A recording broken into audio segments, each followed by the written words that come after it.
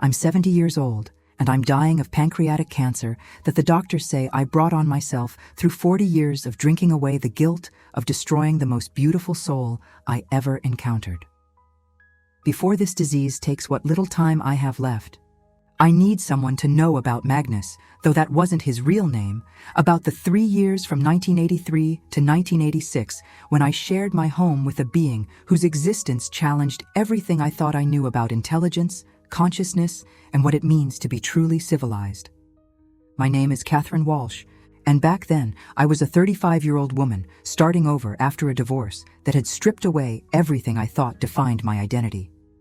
My ex-husband Richard had gotten the house, the cars, and most of our savings through lawyers who were better at protecting his assets than I was at fighting for what I deserved. All I had left was the settlement money that bought me 40 acres of remote forest land in the Oregon Cascades, complete with a cabin that the realtor warned me had been abandoned for 15 years and would probably require complete reconstruction.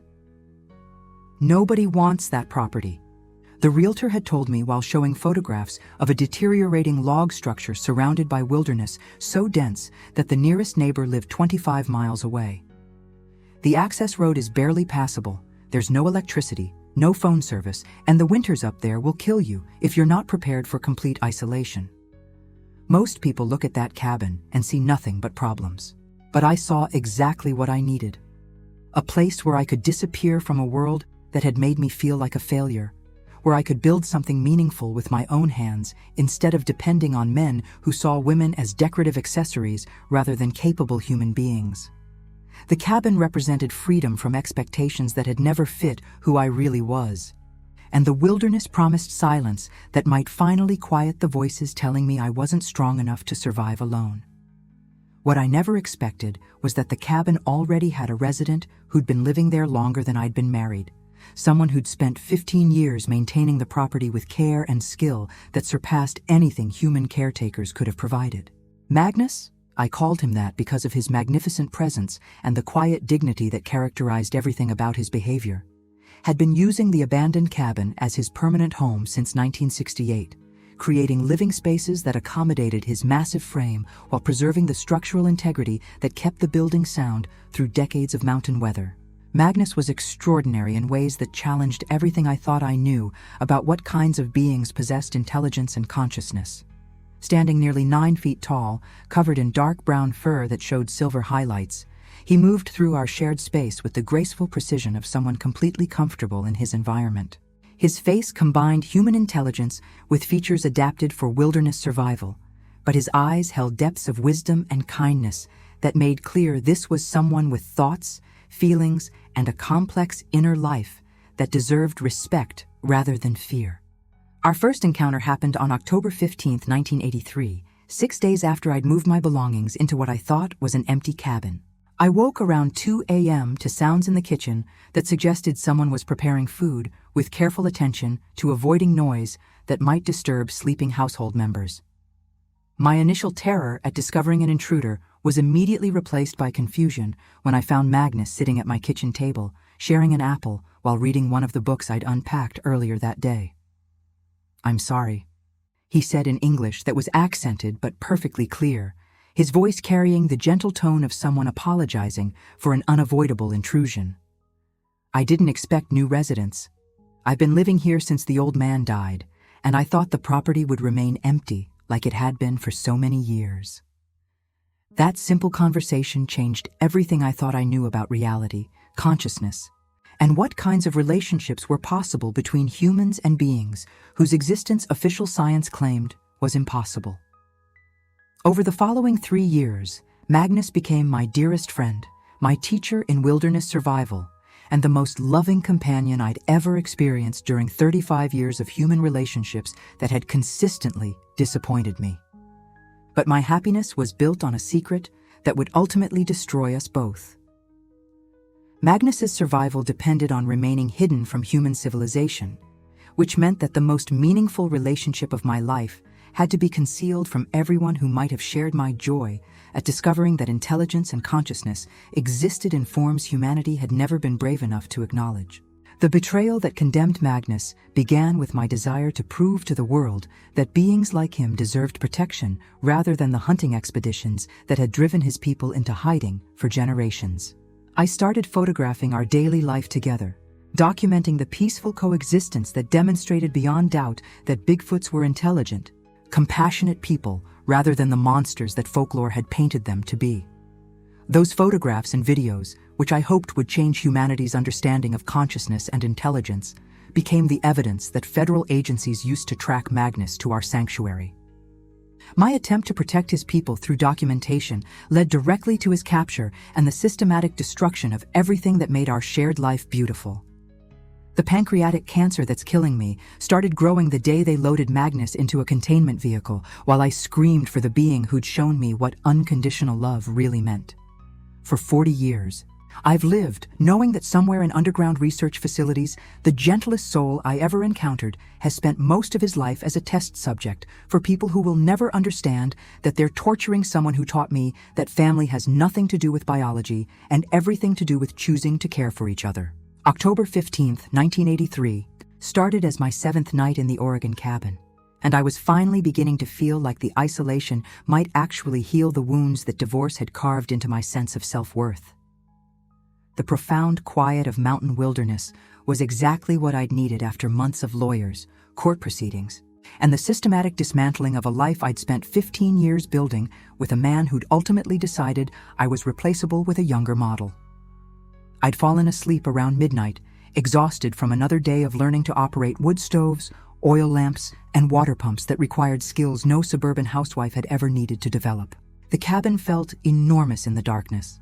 Too much space for one person, too many corners and shadows that suggested emptiness rather than the independence I'd convinced myself would fulfill me after years of feeling suffocated by marriage to someone who saw me as a supporting character in his success story. The sounds that woke me around 2 a.m. were subtle but unmistakably domestic. Someone moving through my kitchen with the careful attention of someone preparing food while trying not to disturb sleeping household members. My first assumption was that I was experiencing the kind of stress-induced hallucinations that doctors had warned might accompany the trauma of rebuilding life from scratch at 35. But the sounds continued with patterns too complex for imagination. Cupboard doors opening and closing, water running from the hand pump I'd learned to operate, the soft scraping of utensils against dishes. Someone was definitely in my kitchen, and they were obviously familiar enough with the cabin's layout to navigate in darkness without creating the noise that random intruders would generate. I approached the kitchen carrying the baseball bat I'd kept beside my bed since moving to such an isolated location, prepared to defend myself against whatever kind of person might have been watching my cabin and waiting for opportunities to take advantage of a woman living alone.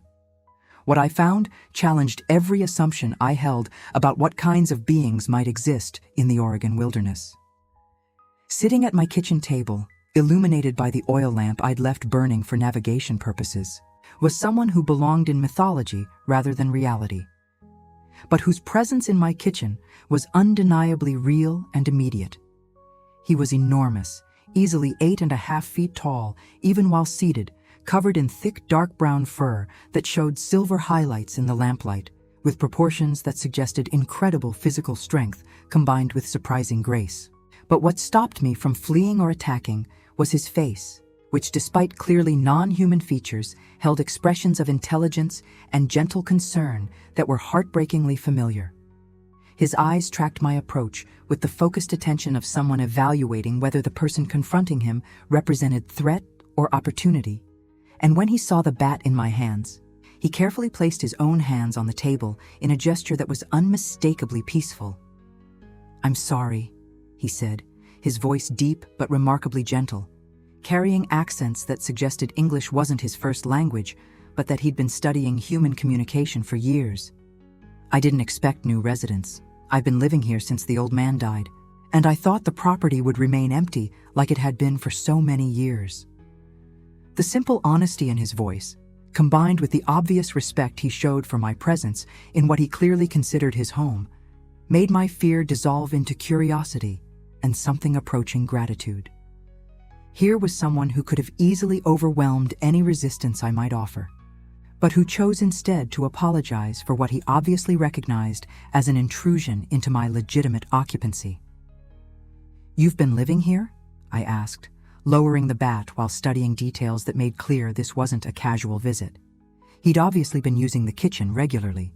Dishes were cleaner than I'd left them, food stores were organized more efficiently than my unpacking had achieved, and improvements to the wood stove suggested someone with extensive experience in wilderness survival. 15 years, he confirmed, gesturing around the kitchen that showed obvious signs of careful maintenance and thoughtful modifications. Since Thomas, the original owner, died in 1968. I helped him during his final illness, and when he passed, I continued maintaining the property because it felt like honoring his memory and because I had nowhere else that felt like home. His explanation revealed both remarkable loyalty to someone who'd obviously treated him with kindness and a loneliness that reminded me of my own isolation. After divorce had stripped away the social connections that had defined my identity, here was someone who'd spent 15 years alone, caring for a property that held emotional significance despite having no legal claim to occupancy. "I'll leave," he continued, standing to his full height in a way that demonstrated both his magnificent presence and his obvious intention to respect my ownership rights.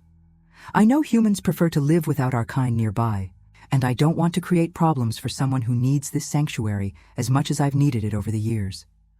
But as he prepared to gather his belongings and disappear back into wilderness that would probably conceal him forever, I realized that his departure would leave me more alone than I'd been during the worst moments of my divorce.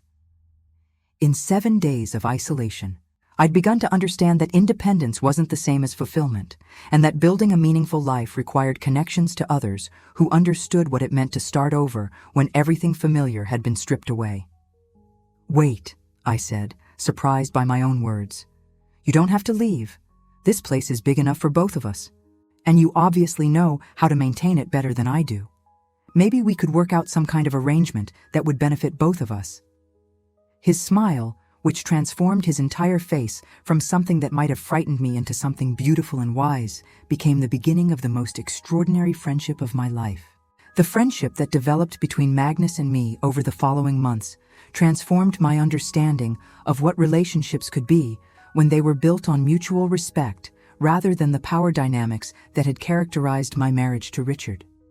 Magnus possessed wisdom about wilderness survival, emotional intelligence about human nature, and a capacity for unconditional kindness that made every day feel like discovering new possibilities for what life could offer when shared with someone who genuinely cared about my welfare. Our domestic arrangements evolved organically around our different needs and capabilities. Magnus required more food than I could consume, but his knowledge about foraging, hunting, and food preservation meant he could provide nutritional variety that my suburban background had never taught me to find in forest environments. I brought human perspectives about literature, music, and cultural traditions that fascinated him, while he shared knowledge about weather patterns, animal behavior, and sustainable living that transformed my relationship with the natural world. "Why do humans create music?" Magnus asked one evening while listening to classical recordings I played on the battery-powered radio that connected us to the outside world. "Animals make sounds for communication and territory, but human music seems designed to change emotions without changing anything else about survival or social structure." These conversations became the foundation of an education that enriched both our lives while challenging assumptions I'd held about consciousness and intelligence. Magnus was curious about everything related to human culture, asking detailed questions about books, technology, and social customs that revealed he'd been observing human civilization for decades while remaining hidden from direct contact. His questions helped me see my own species from perspectives that made clear both our achievements and our failures in ways I'd never considered. But more than intellectual exchange, Magnus provided emotional support that helped me heal from wounds that divorce had inflicted on my self-confidence and sense of worth. He listened without judgment while I processed anger about Richard's betrayal, fear about starting over at 35, and confusion about what kind of life I wanted to build now that I had complete autonomy for the first time since college. Humans seem to believe that relationships should provide happiness rather than growth. Magnus observed during one of our evening conversations beside the wood stove that had become our gathering place. But happiness is just temporary emotion, while growth creates permanent changes that make beings stronger and wiser. Maybe your former mate left because he feared the person you were becoming, rather than because he stopped loving the person you had been. Magnus's insights about human psychology were profound, in ways that suggested he'd spent years studying our species, with the analytical attention of an anthropologist trying to understand cultural patterns and individual motivations. He could predict how people would behave in various situations, explain why certain social structures created problems rather than solutions, and offer perspective about personal conflicts that helped me understand my own experiences in ways that years of therapy had never achieved. The daily routines we established revealed his remarkable capacity for consideration and cooperation. Magnus would wake before dawn to tend our wood stove, ensuring the cabin was warm when I emerged from my bedroom. He prepared breakfast using ingredients we'd foraged together, always including foods that he knew I enjoyed despite their unfamiliarity in my previous urban diet. Most importantly, he gave me space for privacy and solitude when I needed time to process emotions or simply enjoy silence that wasn't available during my marriage to someone who required constant entertainment and validation. "You're helping me remember who I was before I got married," I told Magnus during one of our conversations about personal growth and self-discovery. Richard needed me to be smaller and quieter and less independent than felt natural, and I convinced myself that changing for him was what love required. Living with you, I'm rediscovering parts of myself that I'd forgotten existed. Magnus's response revealed the depth of understanding he'd developed about human relationships and individual psychology.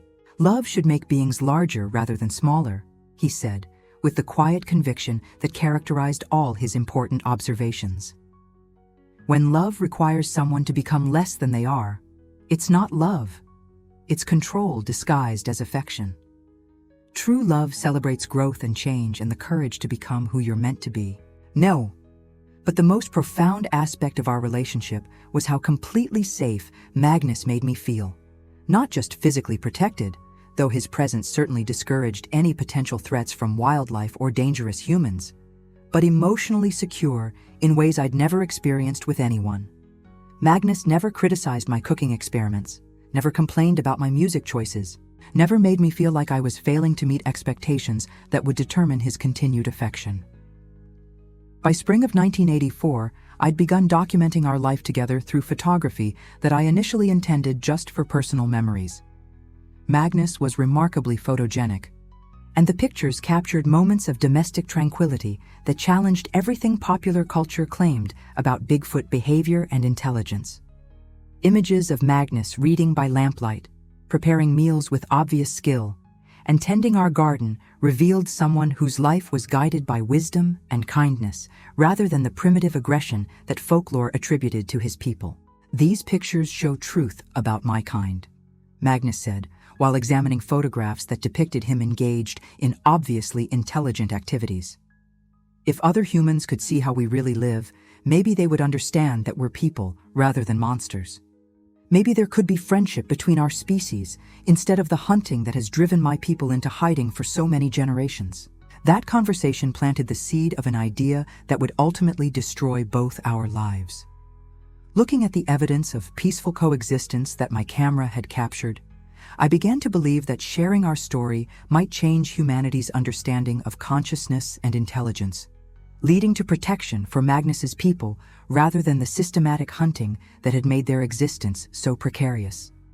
I was catastrophically wrong about human nature and institutional responses to information that challenged established understanding of what kinds of beings deserved rights and protection rather than capture and study.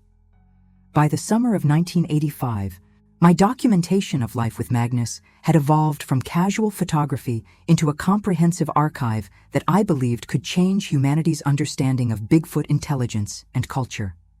I had hundreds of photographs showing Magnus engaged in obviously intelligent activities, reading, cooking, maintaining our cabin's infrastructure, creating art from natural materials that demonstrated aesthetic appreciation and creative capability.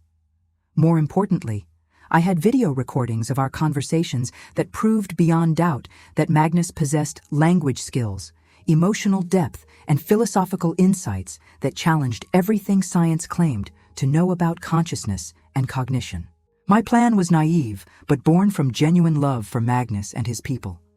I believed that presenting undeniable evidence of Bigfoot intelligence and culture would lead to legal protections rather than the hunting expeditions that had driven his species into hiding for generations. I imagined wildlife preservation organizations embracing the opportunity to establish sanctuaries where Bigfoot families could live safely, scientific institutions recognizing the ethical obligations that came with encountering conscious beings, and government agencies developing policies that protected rather than exploited newly discovered forms of intelligence. Catherine, this is dangerous beyond anything you understand, Magnus warned when I explained my intentions to make our documentation public through contacts I'd maintained with environmental organizations from my previous life. Humans respond to the unknown with fear and violence rather than curiosity and protection. These pictures would bring hunters, not protectors, to any place where my people might be found. But I was convinced that I could present our evidence strategically, working with reputable scientists and conservation groups who would recognize the importance of protecting rather than exploiting Magnus's people. I'd spent months researching organizations that might provide appropriate channels for revealing information that required careful handling, and I believed I'd identified allies who shared my commitment to preserving rather than destroying what we discovered together. The betrayal came from Dr. Amanda Richardson, a primatologist at Oregon State University whom I'd contacted because of her published work on great ape cognition and her advocacy for extending legal rights to highly intelligent non-human species. Dr. Richardson seemed like exactly the ally I needed, someone with scientific credentials who'd argued publicly that consciousness and intelligence should determine moral status rather than biological classification. Ms. Walsh, what you're describing would represent the most significant discovery in the history of anthropology, Dr. Richardson told me during our initial phone conversation in August 1985. If you truly have documentation of a living hominid species with advanced cognitive capabilities, this information needs to be shared with the scientific community through appropriate channels that ensure both rigorous verification and proper protection for the individuals involved. I agreed to meet Dr. Richardson at her university office, bringing selected photographs and video clips that demonstrated Magnus's intelligence while concealing details about our location that might compromise his safety. The meeting seemed to go exactly as I'd hoped.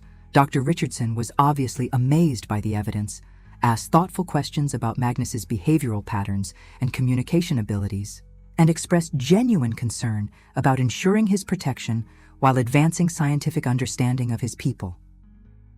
"This is extraordinary, Catherine," Dr. Richardson said while reviewing video of Magnus and me discussing philosophy and human culture. "The linguistic capabilities alone represent cognitive development that challenges every assumption we've made about hominid evolution and intelligence.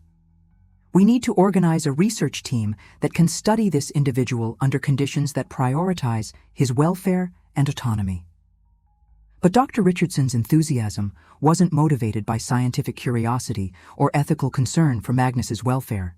Within hours of our meeting, she'd contacted federal agencies that specialized in cryptid management and biological anomaly containment, providing detailed analysis of my documentation along with her assessment that the subject demonstrated strategic intelligence that could represent national security implications if hostile applications were developed by foreign adversaries. The surveillance began immediately, conducted by teams that had been prepared for exactly this type of discovery. My phone calls were monitored, my mail was intercepted, and my movements were tracked through methods I never detected until federal agents felt confident enough in their intelligence gathering to make direct contact. By October 1985, our cabin was surrounded by observation posts equipped with technology that documented our daily routines while agents prepared for capture operations. Magnus detected the surveillance long before I became aware that we were being watched. His people had developed survival instincts that made them sensitive to human presence in ways that allowed early warning about potential threats, and by late September, he was showing obvious anxiety about increased activity in areas around our property.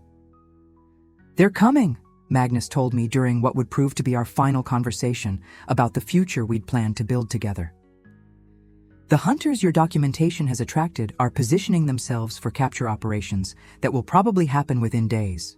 You need to leave this place and forget that we ever met, because staying will mean sharing whatever fate they have planned for me." My response revealed both the depth of my love for Magnus and my complete failure to understand the forces I'd unleashed through my naive belief that truth would protect rather than destroy innocent beings. Instead of fleeing to safety while I still had the chance, I committed to staying and fighting to protect the best friend I'd ever known from people who would see him as a specimen rather than a person. "I won't abandon you," I told Magnus, while federal agents prepared to end 3 years of the most meaningful relationship either of us had ever experienced. "We're family, and family means staying together no matter what dangers that choice might create." Magnus's smile, as he accepted my decision to share his fate, was simultaneously the most beautiful expression of gratitude I'd ever received, and the saddest acknowledgement of loyalty that would cost both our lives everything that made existence worth living. November 12, 1985, dawned gray and bitter cold, with the kind of Oregon mountain wind that carries the promise of winter storms and makes even familiar forest feel hostile and unpredictable. I woke before dawn to Magnus sitting by our wood stove. Not for warmth, but because he'd been awake all night, listening to sounds that indicated federal agents were moving into position around our cabin for operations that would end 3 years of the most beautiful coexistence between species that had ever existed. "They're here," Magnus said simply, his voice carrying the resignation of someone who'd always known this day would come, despite hoping that love might somehow triumph over the institutional forces that saw his people as property to be captured, rather than conscious beings deserving of protection. "Your documentation reached the people who matter more than the scientists you thought you could trust, and now they've come to collect what they consider valuable research material." The siege was coordinated with military precision by Agent Sarah Morrison, who'd brought specialized teams equipped with tranquilizer weapons, containment vehicles, and communication systems that allowed real-time coordination between ground forces and helicopter support positioned to prevent escape through any possible forest route. They'd been planning this operation for weeks, studying our routine through surveillance that had documented every aspect of our daily life together. "Catherine Walsh, you're harboring an unidentified biological entity in violation of federal statutes governing the protection and study of unknown species," Morrison announced through amplified speakers while her teams established perimeter control around our property. "The specimen will be detained for comprehensive study by qualified research personnel, and you'll be taken into federal custody for debriefing about your interactions with this individual." My response revealed both the depth of love I felt for Magnus and my complete failure to understand that institutional power values discovery over the welfare of conscious beings who inconveniently exist outside established scientific categories. Instead of cooperating with people who had authority to destroy both our lives legally, I positioned myself between Magnus and agents who saw him as the most significant cryptid capture in North American history. "His name is Magnus, and he's my family," I called back while Magnus stood to demonstrate the magnificent presence that had characterized everything about his behavior since our first meeting. "He's not a specimen or an entity or a biological curiosity. He's a person with thoughts and feelings and the same right to freedom that you demand for your own relatives."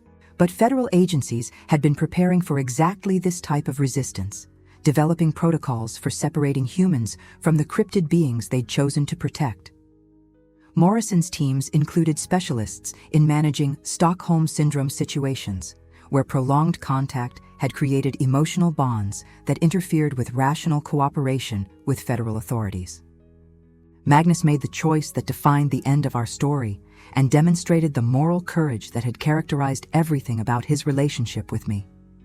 Despite my pleas for him to flee deeper into the forest where he might escape federal capture, he stepped forward to surrender voluntarily rather than allow me to be harmed during operations designed to secure his detention. "Catherine has shown me nothing but kindness for 3 years," Magnus said, with the dignity that had made him the most extraordinary being I'd ever encountered. She tried to protect my people through love rather than fear, and I won't repay that gift by allowing her to be injured because of choices I made to trust human goodness, despite everything my people taught me about your species. Agent Morrison's response revealed the mindset that made negotiation impossible and tragedy inevitable. Subject: you're an unidentified hominid entity that represents potential strategic value for national security research. You'll be transported to appropriate facilities where qualified personnel can study your cognitive and physical capabilities without interference from civilians whose emotional attachment compromises scientific objectivity. What followed was the systematic destruction of everything that had made the previous 3 years the most meaningful period of my life. Magnus was tranquilized despite offering no resistance, loaded into containment equipment designed for transporting dangerous wildlife to research facilities where he would spend the remainder of his life as a test subject for studying intelligence, consciousness, and potential military applications of non-human cognitive abilities. My breakdown as they loaded Magnus into the transport vehicle was complete and devastating. I fought federal agents with the fury of someone whose best friend was being stolen by people who would never understand that they were destroying something holier than anything they'd encounter in their lifetimes. Magnus called my name as the drugs took effect, his last words expressing gratitude for 3 years of friendship that had shown him humans were capable of love that transcended species boundaries. Catherine, remember our evenings by the fire. Remember that friendship makes us the same species, no matter what others believe. Remember that love is stronger than fear, even when fear wins. Agent Morrison's final betrayal came when she offered me witness protection that would preserve my physical safety while requiring complete silence about everything I'd experienced during my relationship with Magnus. Ms. Walsh, you've been exposed to classified information that affects national security interests. You'll be relocated with a new identity and federal support, provided you agree never to discuss your interactions with the subject or attempt to make contact with similar entities. I accepted their deal because I was a coward who chose survival over loyalty when Magnus needed my continued resistance to honor the love we'd shared. For 40 years, I've lived with a new name in a different state, pretending that the most important relationship of my life never existed, while Magnus has spent decades in underground laboratories being studied by people who see him as a puzzle to be solved rather than a person who taught me what unconditional love really means. The pancreatic cancer killing me started growing the day I signed documents that erased Magnus from my official existence while condemning him to a lifetime of scientific torture. Somewhere in government facilities that don't exist on any public records. The gentlest soul I ever knew has spent 40 years remembering 3 years of friendship while enduring decades of research designed to unlock whatever biological secrets his people might reveal about evolution, consciousness, and strategic applications that bureaucrats fantasize about controlling. Magnus is 67 years old now, assuming he's survived 4 decades of medical experimentation. I pray that he's forgotten our time together because the alternative, that he still remembers our evenings by the fire while living in a research cage, is more than my dying conscience can bear.